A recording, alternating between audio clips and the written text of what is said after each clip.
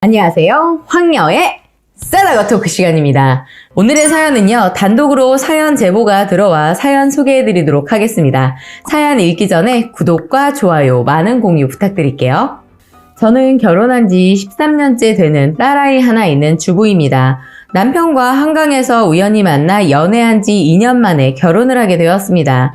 제 나이가 24살이었고 남편은 저보다 3살 많은 27살에 결혼했고요. 남편 집은 시누이 3명과 1명의 형이 있는 2남 3녀의 가정에서 부모님 2분 다 계셨고요. 저는 오빠 하나, 저 부모님 2분 계시는 가정이고요.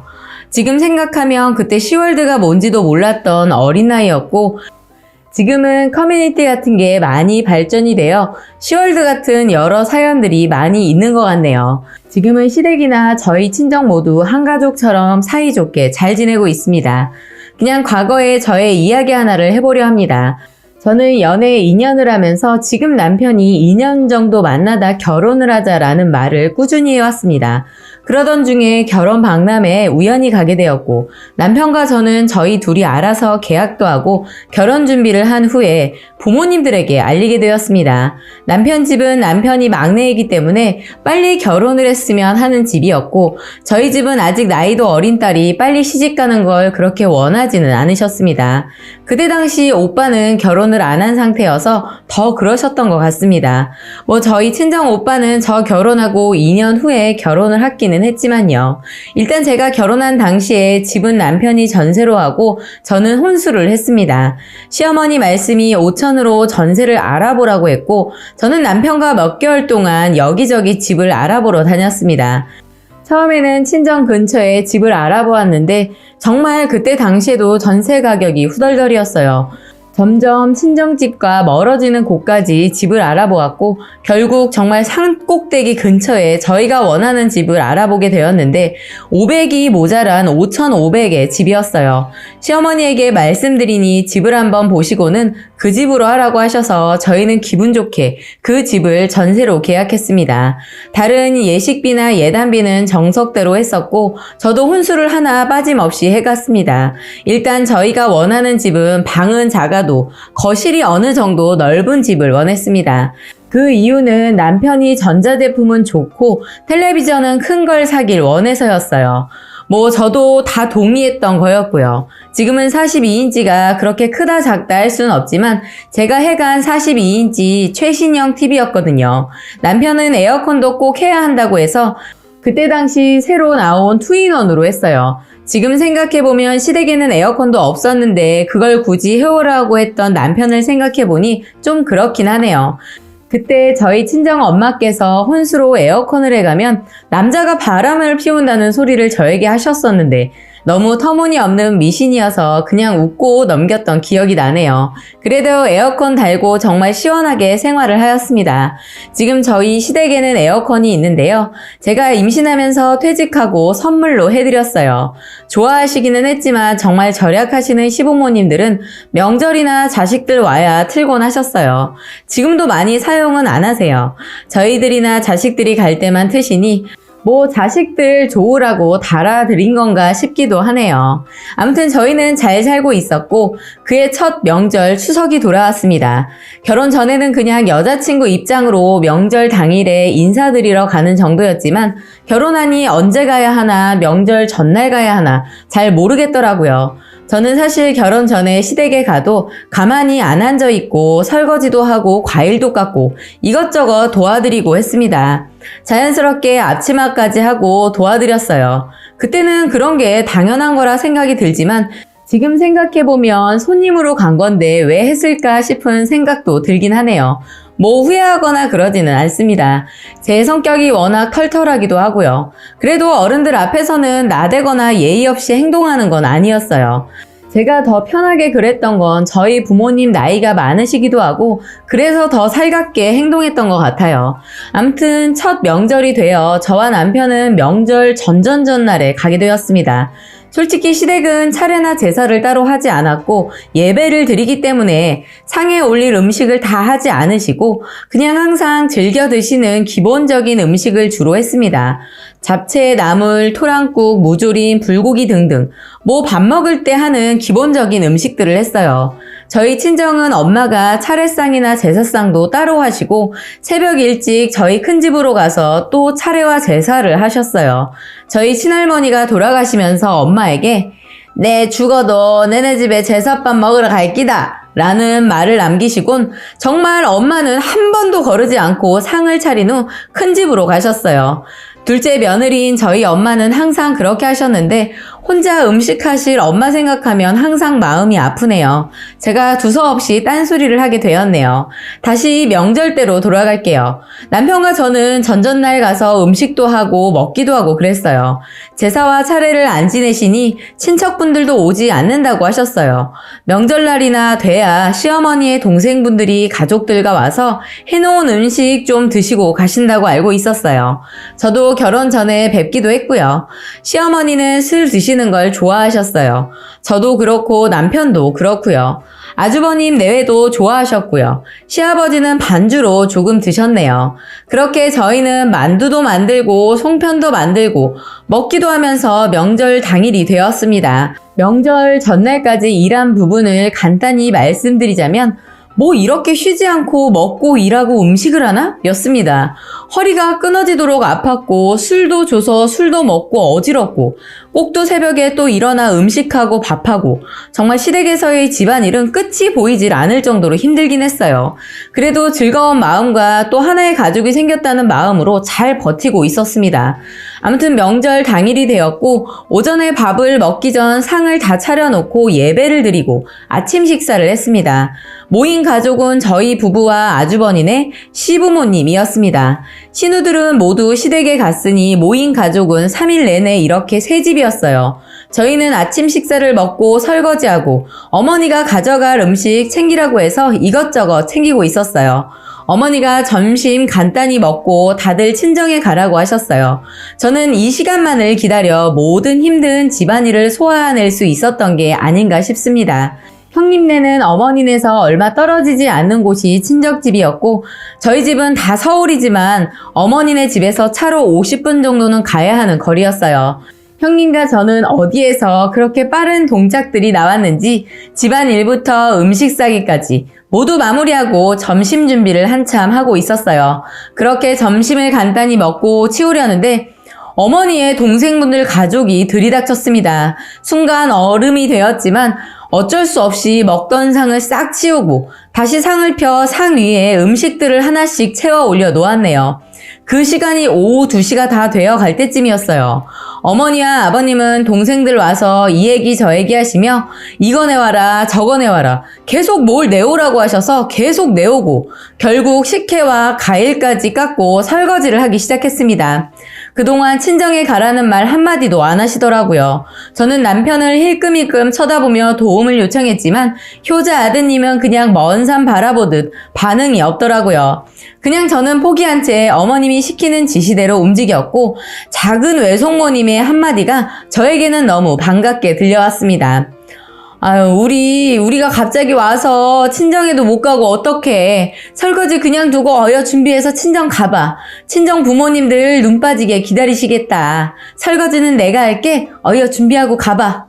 정말 그 말이 왜 이렇게 반갑게 들리는지 지금 생각해도 언제나 작은 외숙모님 센스 만점 넘치는 말을 자주 해주시곤 했습니다. 그 말이 떨어지기가 무섭게 어머님도 그래 고생했다. 가서 친정 부모님들이랑 맛있게 저녁들 먹고 음식한 거 싸가고 그렇게 말씀해 주셨어요. 지금 생각해보면 어머니가 가라고 안 하신 이유는 동생들 왔는데 저희 며느리들 딱 옆에 두고 든든하게 있고 싶으셨던 것 같아요. 그렇게 저희는 4시가 넘어 시댁에서 나왔고 친정으로 쏜살같이 달려갔습니다.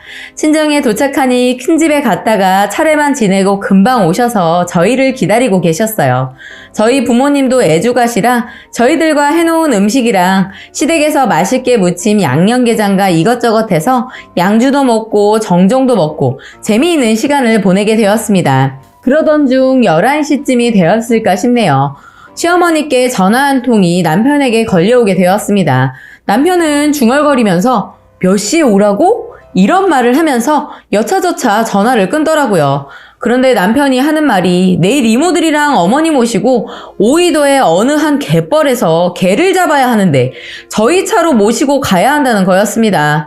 지금 친정 온 지 몇 시간도 안 됐는데 이게 도대체 뭔 소린가 싶었어요. 도대체 명절 다음 날 왜 갯벌에서 개를 잡아야 하는 것이었을까요? 지금 생각해도 이해가 불가입니다. 그리고 하필 저희 시어머니 생신이 명절 끝나고 다다음 날이라 어차피 시댁에 가야 하는데 평일이니 미리 땡겨서 내일 오라는 거였나 봐요. 그리고 시어머니 생신 지나고 3일 뒤가 시할아버지 제사였어요. 저는 부모님이랑 다 먹고 남편이랑 일찍 잠자리에 들었어요. 자려고 누웠는데 어찌나 눈물이 쏟아지는지 저희는 6시에 알람을 맞춰놓고 6시에 기상을 했어요. 저희는 바로 출발하려는데 친정 엄마께서 술도 먹고 빈속에 그냥 어떻게 보내냐면서 탕국에 밥을 말아주셨어요.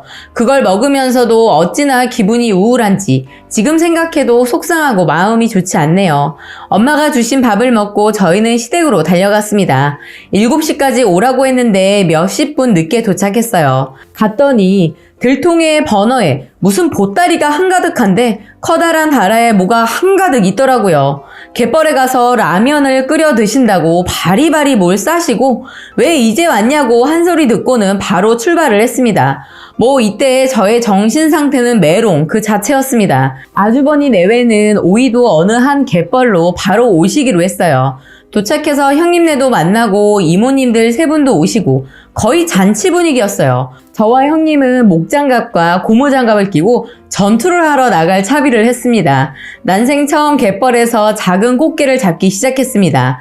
갯벌이라고 하면 대천의 머드축제만 가봤었는데 첫 명절 다음 날 제가 오이도 갯벌에서 개를 잡게 될 줄은 꿈에도 몰랐습니다.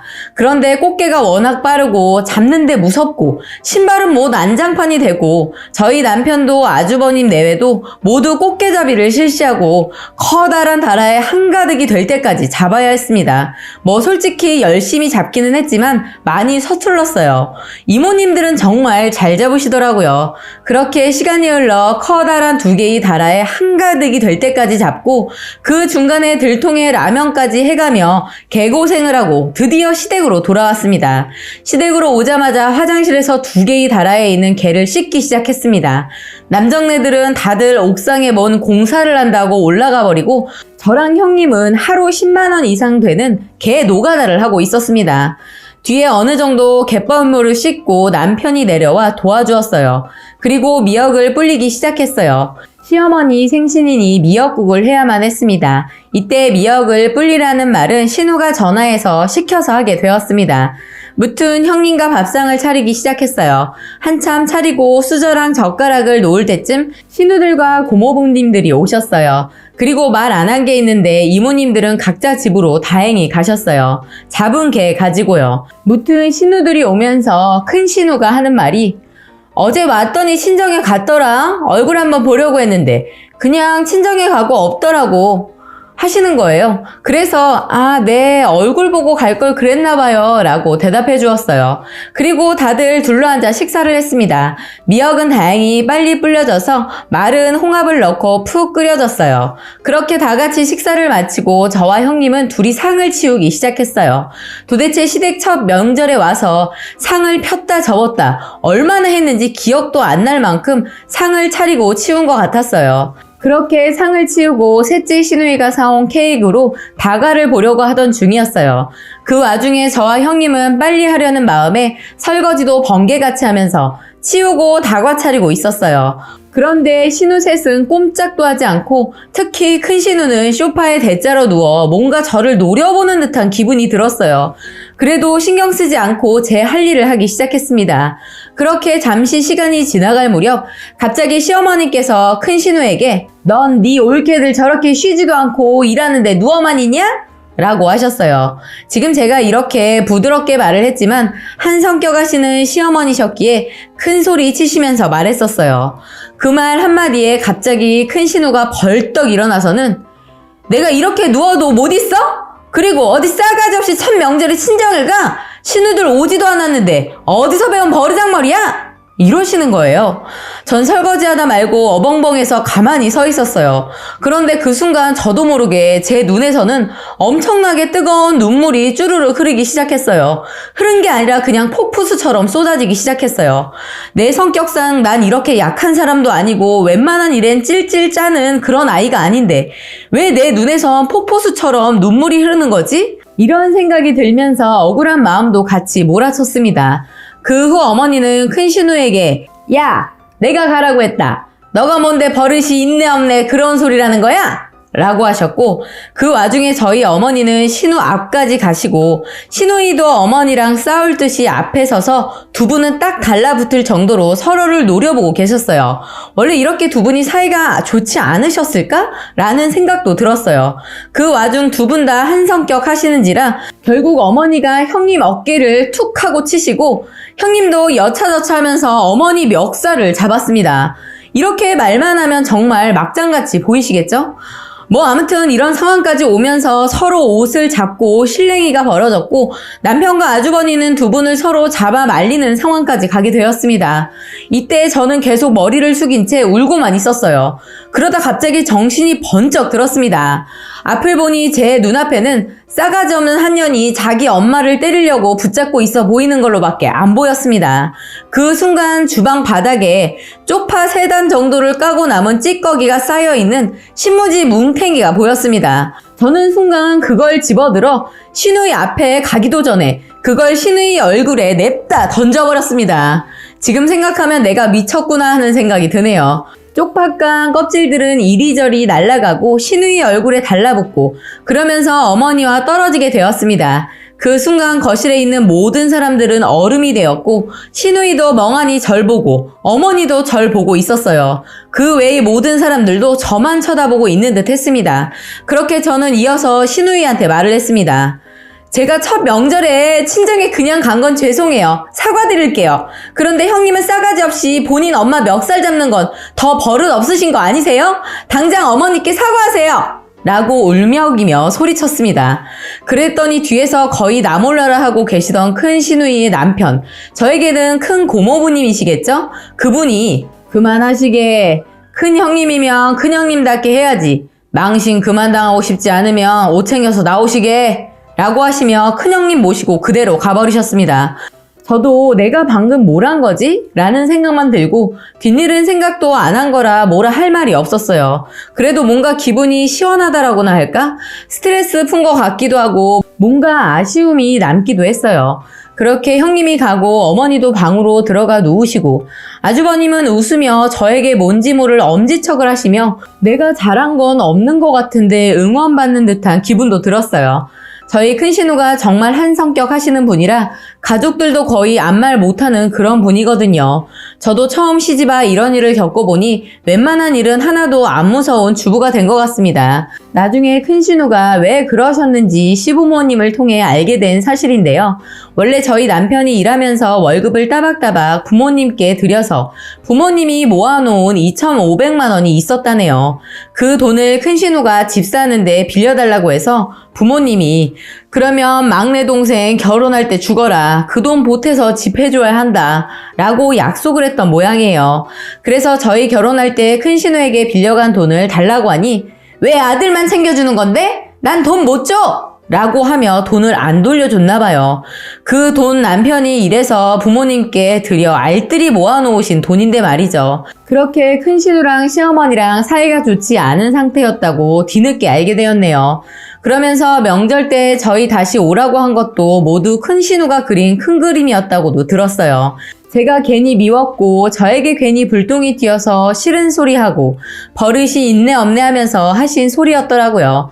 뭐 그 뒤로 모두들 조용히 잠잠하게 이 일에 관해서는 아무도 입 밖에 꺼내지 않았습니다. 제가 쪽파 던진 것도 그냥 조용히 넘어가고 신우이가 어머니 멱살 잡은 것도 그냥 그렇게 조용히 넘어가게 되었어요. 가족이라 이렇게 조용히 그냥 넘어갈 수 있었던 거겠죠?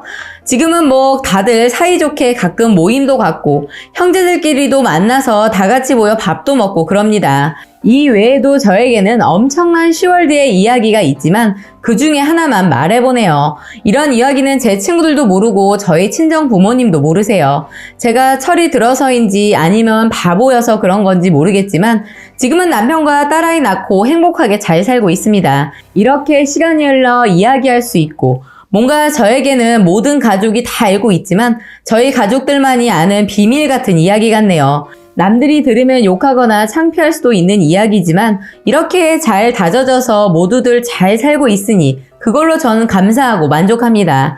요즘 여러 사연들도 많이 보고 웃기도 하고 인상이 쓰여지기도 하지만 저의 속마음을 이렇게 단독으로 제보해서 올리니 속마음이 시원하게 뻥 뚫리네요. 지금은 모두 사이좋게 지내니 안 좋은 댓글은 삼가해주세요. 지금까지 긴 사연 들어주셔서 감사합니다. 라고 사연 올려주셨습니다. 두 번째 사연 읽어드리겠습니다.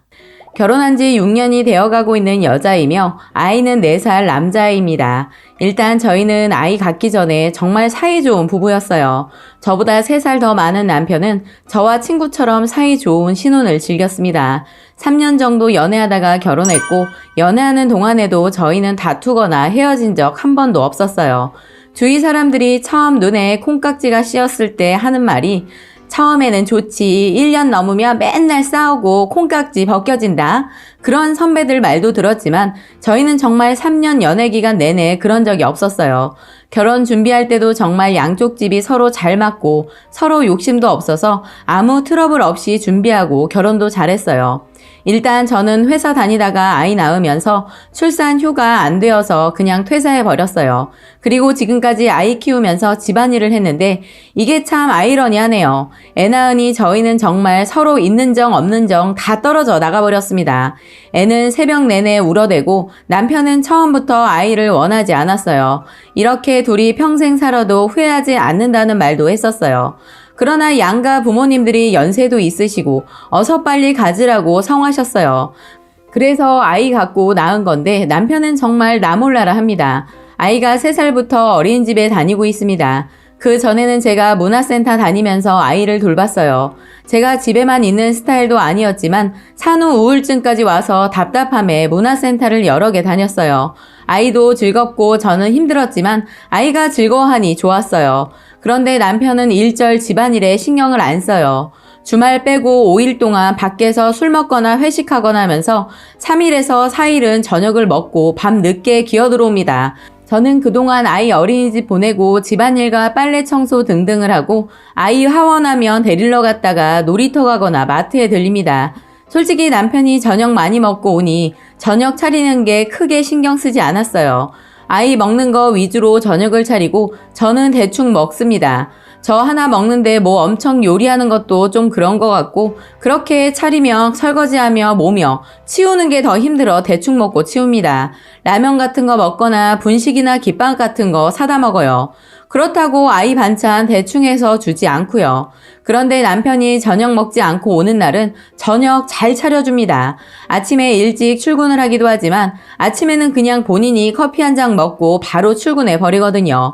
이건 결혼하고 나서도 그랬기 때문에 달라진 건 없어요. 아무튼 남편 집에 일찍 오는 날에는 저녁을 차리는데 먹고 난 후에 치우는 과정에서 남편은 정말 일절 하나도 도우려 하지 않아요. 정말 욕이 절로 나옵니다. 아무리 본인이 나가서 일하고 피곤하고 돈 번다지만 아이는 저 혼자 낳은 게 아니잖아요. 아들은 아빠를 그렇게 좋아라 하는데 애 잠깐 봐주고 놀아주는 것이 뭐가 그리 힘든 걸까요? 애가 이제 좀 커서 전에보다 덜 힘들기도 한데 말이죠. 밥 먹고 나면 나가서 담배 태우고 들어오는데 한번 나가면 30분에서 1시간은 있어야 들어옵니다. 담배 끊으라고 여러 번 말했지만 절대 못하는 부분이라 저도 그건 그냥 넘어갔어요. 그렇지만 밥 먹고 저도 정리하고 애 씻기고 해야 하는데 설거지할 때는 조금 봐줄 수 있지 않나요? 밥 먹으면 바로 담배 피러 나가버립니다. 저런 모습을 볼 때마다 꼴도 보기 싫어져요. 애 낳기 전에는 정말 다정다감한 남자였는데 어쩜 일이 달라질 수 있는 건지 정말 지금 이 모습을 보면 예전 그 사람이 이 사람인지 헷갈릴 정도입니다. 담배 피고 집에 들어오면 본인 몸만 씻고 컴퓨터 하거나 폰질합니다. 아들이니 본인 씻을 때 같이 씻어도 될 것 같은데 단 한 번도 한 적이 없어요. 말이 나와서 말인데 저 신생아 때부터 저 혼자 다 했어요. 남편은 일절 안 하고요. 그래서 그런지 제 손목이 좋지 않네요. 아무튼 아이는 아빠와 같이 놀고 싶어서 옆에 가서 컴퓨터 자판이라도 살짝 건드려도 소리를 버럭버럭 지릅니다. 얼마나 소중한 저희 아이인데 그렇게 소리를 지를 때마다 제가 피가 거꾸로 솟는 기분이 듭니다. 정말 최악의 아빠 같아 보여요. 돈만 잘 벌어오면 뭐하나 싶어요. 야, 저리 안 가? 건드리지 말라고. 저리 가서 놀으라고. 그러면 아이는 너무 놀라 눈물을 뚝뚝 흘립니다. 그럼 제가 가서 안아주며 달래주어요. 최악이에요. 이런 생활이 계속 반복되고 있으니 저는 정말로 이대로 같이 평생 살 수 있을까? 라는 생각이 들어요. 다들 결혼해서 애 낳으면 이렇게 되는 게 맞나요? 저도 성격이 지금처럼 이러지 않았는데 이상해진 것 같았어요. 그렇지만 내 남자였고 그를 믿고 결혼하여 한평생 모든 걸 걸었는데 이런 생활을 하고 있으니 바보가 된 기분이 들어요. 저도 정답을 몰랐어요. 지금도 정답은 모릅니다. 다들 어떻게 사시는지 모르겠어요. 그래서 제가 답답한 마음에 이렇게 사연을 보냈겠지요. 이미 저는 남편과 대판한 상황이니까요. 누가 뭐라 한들 제 입장이 아니고 일어난 일을 바꿔줄 수 없다는 걸 알고 있습니다. 저는 매번 이런 일이 생기니 결국 속에 있던 말과 나도 너처럼 사람이고 이러고 사는 게 행복하지만은 않다는 걸 알리고 싶었습니다. 저는 주말에 친정집에 저희 아들을 잠시 맡기기로 했습니다. 그리고 남편과 둘이 애를 낳고 처음으로 시간을 보내기로 했습니다. 남편과 최근에 나온 영화 한 편을 때리고 술을 마시러 술집에 갔어요. 이렇게 영화를 보러 가고 술집으로 이동을 하는 동안에도 저희는 정말 껄끄럽고 불편하고 어색한 느낌이 들 수밖에 없었습니다. 그러나 저는 차분하게 남편과 거리를 좁히려 했습니다. 그러나 이 인간은 저를 남보다 더 못하는 눈빛과 행동으로 대하는 게 느껴졌어요. 저는 남편에게 이렇게 사는 게 행복하냐고 물었습니다. 그랬더니만 행복이고 나발이고 그렇게 산후 우울증 심하면 정신병원에나 가서 진료나 받아보라고 말을 하더라고요. 저는 정말 대화로 잘 풀어보고 예전처럼 다시 돌아가고 싶은 마음에 아이도 맡기고 둘이 진지하게 대화하려 했던 건데 완전 사람을 정신병자 취급을 하더라고요. 그래서 제가 그랬습니다. 야, 정신병원은 내가 아니라 네가 가야지. 본인 자식한테 그리 남처럼 행동하는 게 정상이냐? 내가 아니라 네 정신 상태나 똑바로 알아봐라 라며 말했습니다. 주말이라 술집에는 사람들이 꽤 많이 있었는데 저도 화가 나서 큰 소리로 질려버렸습니다. 그 소리 듣더니 쪽이 팔렸는지 야, 조용히 말 안 해? 여기가 우리 집 안방이냐? 사람들 다 보는데 뭐 하는 거야? 정신 차려, 이 정신병자야. 정말 딱 저렇게 말했어요. 저 마지막 정신병자라는 말에 제가 눈이 돌아가고 말았습니다. 야, 이 미친마. 지금 누구 보고 정신병자래. 내가 집구석에서 애만 보니까 웃음냐? 네가 나가서 돈 번다고 생색이야? 야, 나도 애 낳기 전에 너보다 돈 더 잘 벌었어. 이게 사람을 뭘로 보고 이따위로 말을 하는 거야? 야, 집에서 키우는 개새끼한테도 그렇게는 안 해. 너가 나랑 우리 애 사람 취급이나 했냐? 그렇게 네가 잘났으면 이혼하고 네 혼자 살아, 이 찐따 새끼야. 라고 소리를 바락바락 질러댔습니다. 술집 사람들이 웅성대서 쳐다보는데 저는 모르는 사람들 신경 쓰이지도 않고 이 새끼 더 쪽팔리게 해줘야겠다는 생각만 들었습니다. 그랬더니 도저히 안 되겠는지 옷 들고 밖으로 바로 나가버리더라고요. 저는 바로 뒤따라 나갔는데 이 자식이 계산도 안 하고 나가버렸더라고요. 저는 급하게 계산을 하고 나갔습니다. 2층에서 1층으로 내려갔더니만 싸가지 없게 담배 꼬라물고 서 있더라고요. 저는 이 자식 오늘 아주 가만히 두지 않겠다는 마음으로 제 가방을 들어 담배 피고 있는 남편놈 얼굴을 쳐버렸습니다. 담배꽁초는 뒤로 날아가고 불꽃이 얼굴에 닿았는지 뜨겁다고 지랄 발광을 떴디다. 너 오늘 미쳤냐? 끝내고 싶어? 그러는 겁니다. 그래서 저는 가방을 다시 들어 얼굴에 올려 쳤습니다. 그러고 발로 걷어차고 가방으로 연신 때렸습니다. 눈에서는 눈물이 어찌나 흐리는지 수도꼭지가 따로 없었습니다. 이 자식이 그래도 사람이긴 한지 한 대도 안 때리고 계속 맞더니만 제 양손을 잡아 말리더라고요. 그래서 제가 한마디 했습니다. 너 계속 이렇게 나랑 우리 애 무시하면 너랑은 같이 못 살아. 정말 끝이니까 너가 곡쳐 먹던가 아니면 갈라서자. 애는 평생 절대 못 볼 줄 알아? 그랬더니 지도 생각할 시간이 필요하다고 하네요. 이 자식도 이런 생활이 싫었던 게 분명해지는 순간이었습니다. 저도 저와 지 새끼 싫다는 인간하고는 더는 못 살 것 같아 마음을 단단하게 굳혔습니다. 그렇게 저는 친정집으로, 남편은 집으로 돌아갔습니다. 밖에 지나가는 사람들 다 쳐다보고 아주 난리도 아니었는데 다행히 경찰은 안 왔네요. 집에 와 부모님께 말씀드리니 역시 부모님은 애 생각해서 다시 한번 생각해 보라시는데 저는 분명 남편놈한테 최선을 다했고 분명 선택하라고 했으니 후회하는 부분도 없고 그놈 결정만 기다리면 된다는 마음뿐입니다. 아마 곧 시부모님들도 알게 되겠죠. 주위 사람들 때문에 평생 이렇게 불행하게 살 바에는 그냥 일찌감치 빠이빠이 하는 게 낫다고 생각이 드네요. 그동안 아이 낳고 많이 참았지만 드디어 저의 한계가 온 것 같습니다. 이혼을 하게 되든 다시 같이 살게 되든 저는 상관없습니다. 이혼한다면 아이 어린이집 맡기고 저는 다시 일하면서 살면 됩니다. 다시 같이 살게 된다면 지금처럼 바보같이 살지는 않을 것입니다. 분명 저도 하나의 인격체이니 꼭 남편놈에게 뭐든 같이 해야 하고 아이도 같이 돌보자고 할 것이며 가정에 충실할 수 있게 고쳐 써볼 생각입니다. 어찌되었던 저는 정신병자라고 한 남편놈 실컷 두들겨 패줬더니 속은 후련합니다. 저처럼 답답하게 살고 있는 육아맘들에게 말하고 싶습니다. 아이는 나 혼자만이 아닌 남편과 같이 해야 하는 육아이니 꼭 여러분들의 권리 되찾으시기 바란다고 말하고 싶습니다. 라고 사연 올려주셨습니다. 오늘의 사연 여기까지였고요. 많은 공유와 여러분들의 생각이나 느낀 점이 있다면 댓글로 표현해 보시기 바랍니다. 더 때리지. 실컷 두들겨 패주지 그냥. 에휴.